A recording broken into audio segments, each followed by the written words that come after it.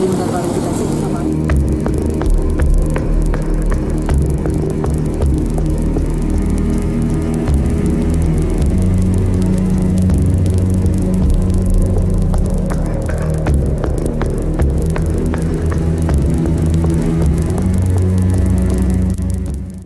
Ya, dan kita akan langsung membahasnya dalam segmen dialog. Di studio saya sudah bersama dengan Mbak Flora Dianti, pengamat hukum pidana. Selamat malam, Mbak Flora. Mbak. Baik, sementara itu di line telepon juga kita telah tersambung dengan Kombes Pol Argo Yuwono, Kabid Humas Polda Metro Jaya. Selamat malam, Pak Argo.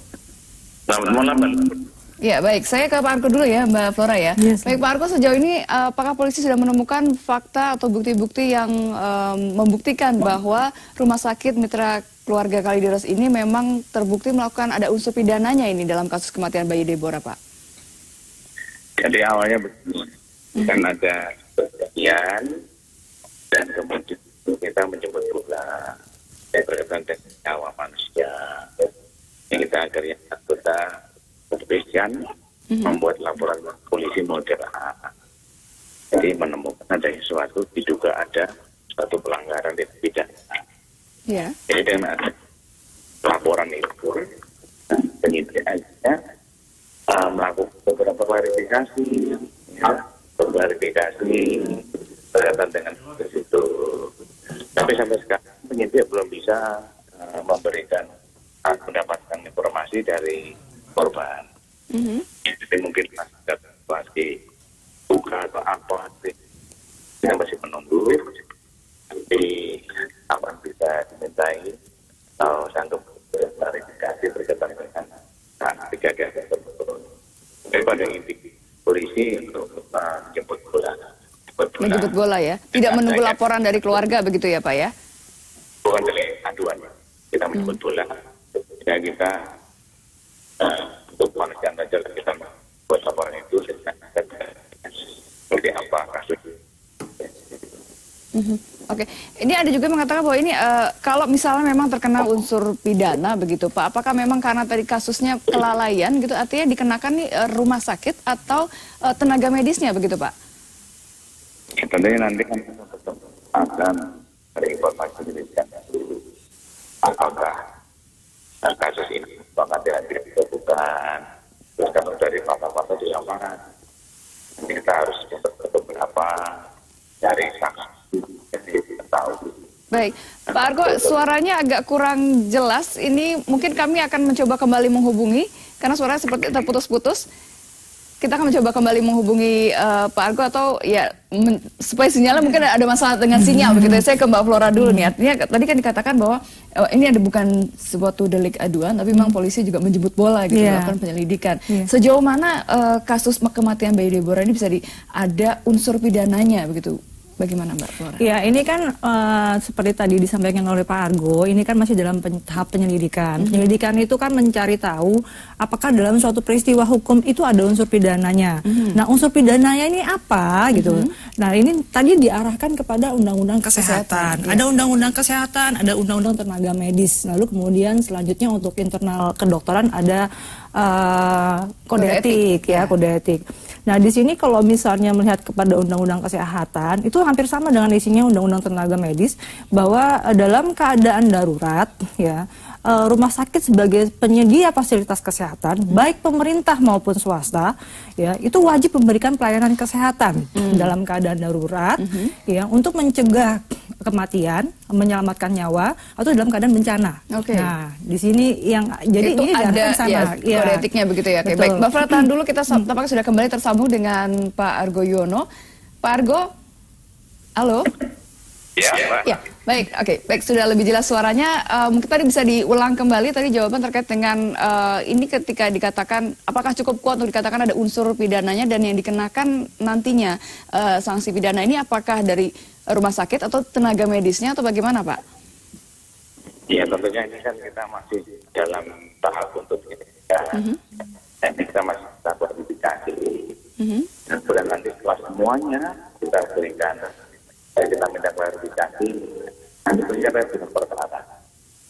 Nanti dalam perkara itu nanti akan bicarakan verifikasi dari saksi-saksi, kemudian barang bukti, ya, dan dari keterangan korban dan sebagainya. Karena dibahas, kalau memangnya nanti tidak memenuhi unsur pidana, ya nanti akan kita hentikan penyelidikan itu. Oke, baik. Ya. Baik, Pak Argo, terima kasih telah bergabung bersama kami. Selamat malam. Selamat malam. Ya. Oke, Mbak Purna, silahkan dilanjutkan kembali tadi.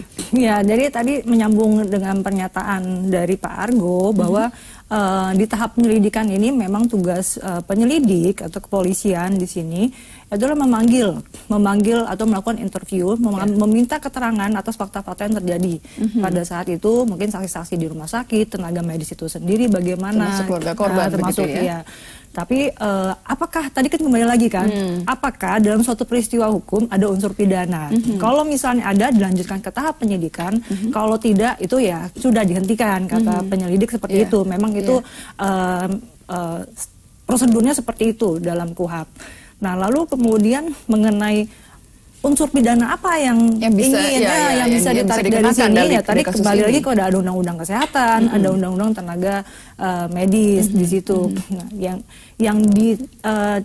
yang saya tangkap ini saya bukan penyidik karena ini harus diklarifikasi kepada yang bersangkutan, kepada saksi-saksi, lalu kemudian juga kepada ahli ya, kepada ahli. Apakah memang ada keadaan darurat? Lalu kemudian apakah memang ada tindakan untuk menyelamatkan nyawa?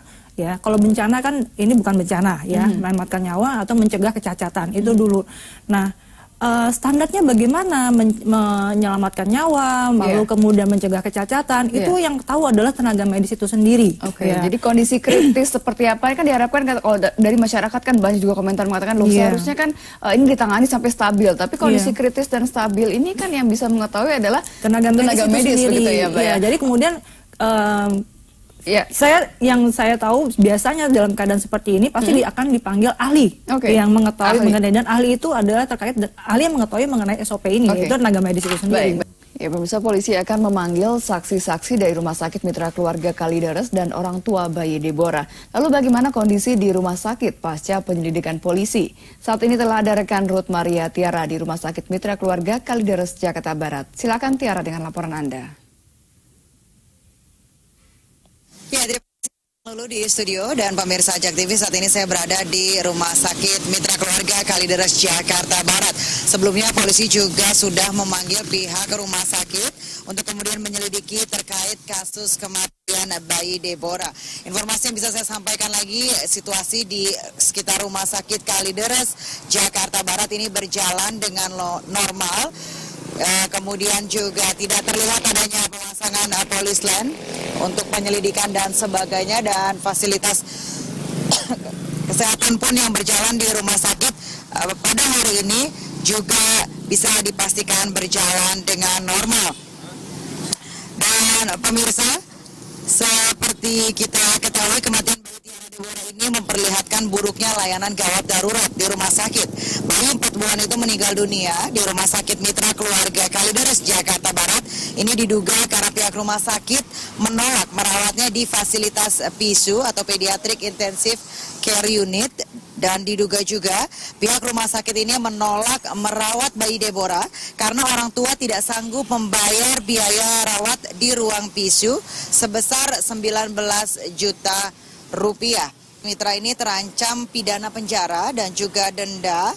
Ini bila aturan perundang-undangan diterapkan pada kasus kematian bayi Deborah dan aturan yang disinyalir begitu pemirsa dilanggar oleh Rumah Sakit Mitra Kalideres. Ini ada beberapa undang-undang, yaitu Undang-Undang Kesehatan, ada juga Undang-Undang Tenaga Kesehatan dan juga Undang-Undang Rumah Sakit. Belum lagi ini termasuk juga dari Undang-Undang dan juga Kode Etik Kedokteran begitu. Ini salah satunya, saya sebutkan ada beberapa undang-undang yang diduga dilanggar.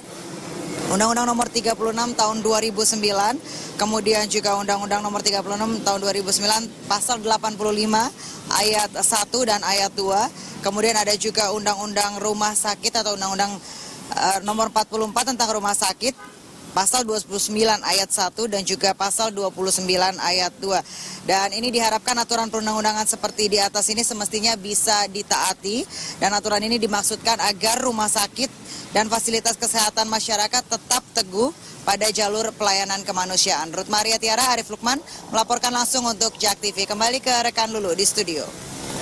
Ya, baik, terima kasih Tiara, dan kita akan kembali lanjutkan perbincangan dengan Mbak Flora Dianti, pengamat hukum pidana. Oke, artinya kalau dilihat tadi dikatakan ini kalau kondisi kritis dan stabil ini memang adalah kemampuan dari tenaga medis, sehingga saksi pun harus dari ahli tenaga medis, iya, begitu ya. Betul. Dan itu pun juga harus disamakan dengan kondisi kondisi dan pengalaman tenaga medis saat itu. Jadi tenaga medis yang bukannya yang terlibat pada saat kejadian, begitu. Kompetensinya maksudnya. Kalau misalnya tenaga medisnya bukan dokter spesialis, maka harus dihadirkan bukan juga dokter spesialis. Karena kalau misalnya ahlinya adalah dokter spesialis, maka dia akan melakukan tindakan yang pasti lebih pasti lebih ahli atau lebih daripada yang dilakukan oleh tenaga kesehatan yang bukan spesialis seperti itu. Nah, itu ada jurisprudensinya demikian.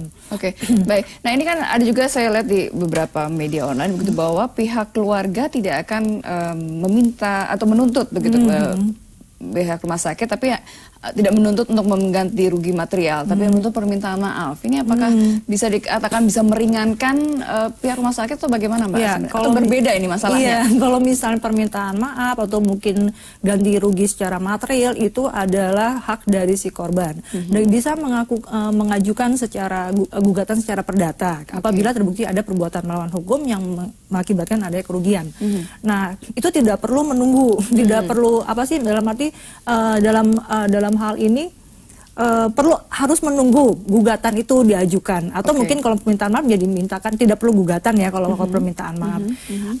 Sedangkan apabila terkait dengan pidana ini kan hukum publik, dan ini juga bukan delik aduan, sehingga tidak diperlukan adanya aduan dari korban untuk bagi penyelidik atau penyidik untuk melakukan proses penyelidikan dan penyidikan dalam hal ini, karena ini adalah hukum publik, domainnya penyelidik dan penyidik di sini, lalu kemudian kejaksaan penuntutan.